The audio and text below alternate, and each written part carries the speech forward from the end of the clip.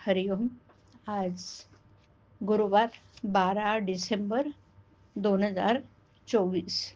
सद्गुरू ब्रह्मचैतन्य गोस्वामी महाराज यांच्या प्रवचनाचा आजचा हा भाग. योगाने जे साधते ते नामाने साधते. ऐकूया विचार त्यांचे. गृहस्थाश्रमी माणसाने असा नियम ठेवावा की जो कोणी काही मागायला येईल त्याला नाही म्हणू नये. आपल्याजवळ जे असेल त्यामधलं थोडं तरी त्याला द्यावं. अन्न द्यायला कधीही मागे पुढे पाहू नये. पैसे देताना मात्र आपली परिस्थिती पाहून आणि त्याचा हेतू पाहून तो मागेल त्याच्यापेक्षा जरा कमीच द्यावं, पण नाही म्हणणं चांगलं नव्हे. भिकाऱ्याला कधीही वेडंवाकडं बोलू नये. आपली नोकरी हाही एक प्रकारची भिकच आहे ना.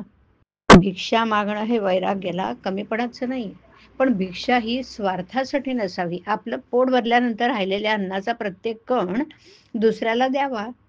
वैराग्याचं तेज कधीही लपून राहत नाही. अत्तर वगैरे लावून तेज आणणं निराळं आणि वैराग्याचं तेज निराळं. वैराग्यातून सारा परमार्थ लटकाय. जगाचा स्वभाव कळणं ही ज्ञानाची पहिली पायरी. जे खोटं आहे ते खरं मानणं हे अज्ञान, अविद्या. खरोखर मनुष्याची पारमार्थिक योग्यता काय आहे हे साध्या माणसाला कळणं शक्य नसतं, आणि म्हणून साधूनच ते अंतरंग समजतं ना. म्हणून तशी दृष्टी आल्याशिवाय आपण कुणालाही नावं ठेवू नयेत. अंतकाळी मनुष्य मनाच्या कशा अवस्थेत जातो यावरून त्याच्या पारमार्थिक अवस्थेची कल्पना येऊ शकते. साधा मनुष्य सुद्धा नामाच्या योगाने मोठ्या योग्यतेला चढतो. अर्थात ते कळायला आपण स्वतः नामामध्ये मुरलं पाहिजे. नामामध्ये फार सामर्थ्य आहे.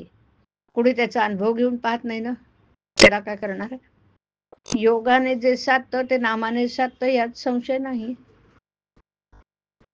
ज्याला नामाची चटक लागली त्याच्यावर रामाने कृपा केली असं निश्चित समजावं. परंतु नामाची चटक लागण्यासाठी सतत नाम घेणे हाच उपाय. तसं पाहिलं तर प्रपंची माणसं अत्यंत स्वार्थी असल्याने आपल्याला दिसून येतं. त्यांचा स्वार्थ यत्किंचितही न बिघडता त्यांना परमार्थ पाहिजे असतो. हे कसं शक्य आहे. अत्यंत निस्वार्थी बनणं याचंच नाव परमार्थ आहे ना. आणि मग तो साधण्यासाठी थोडा तरी स्वार्थ सोडायला आपण तयार व्हायला पाहिजे. साधू संतांच्याकडे जाऊन हेच शिकायचं असतं. प्रपंचावर सर्वस्वी पाणी सोडा असं कोणीच सांगत नाही, आणि असं सांगितलं तरी कोणी ऐकणार पण नाही. पण निदान प्रपंच म्हणजे आपला स्वार्थीपणा हेच आपलं सर्वस्व मानू नका असं संत सांगतात. आणि ते काही गैर नव्हे. स्वार्थ कमी व्हायला वासना कमी झाली पाहिजे ना, आणि वासना कमी होण्यासाठी भगवंताची कास धरली पाहिजे. भगवंताची कास धरण्यासाठी त्याचं अनुसंधान ठेवलं पाहिजे, आणि त्याचं अनुसंधान टिकवण्यासाठी त्याचं नाम घेतलं पाहिजे. आणि म्हणून तुम्ही नाम घेत जावं. ज्याला नामाचं प्रेम लागलं त्याला भगवंताचं दर्शन घडलं. हरिओम. हरिओम तत्सत. हरिओम.